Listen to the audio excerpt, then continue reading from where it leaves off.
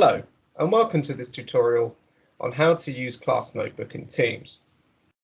Each of your subjects will have their own individual class notebook. To find it, what you need to do is go to General in one of your subjects and click Class Notebook at the top here.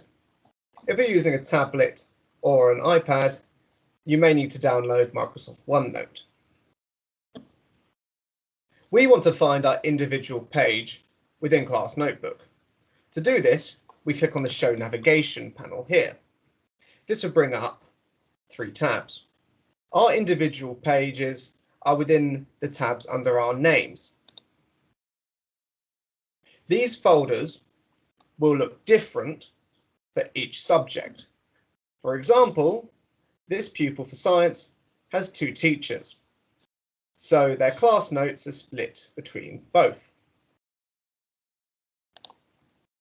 If we click on class notes here, we can edit these pages and our teacher can see what we're editing and they can then assess and give us feedback. You can see these pages a bit like the pages in your book. If you need to create a new page, you right-click and click New Page. The title you write here will come up as the title on the page in the tabs. You can look at this a bit like Microsoft Word, but a tiny bit more utility. For instance, you can draw. And everything that we do in here, our teacher can see.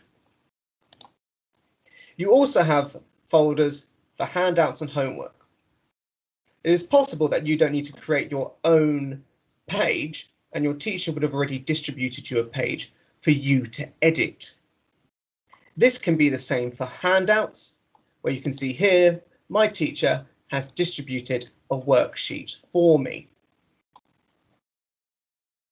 If you want slightly nicer formatting for Class Notebook, it is possible to open in browser and you can see the page looks much nicer, it's clearer.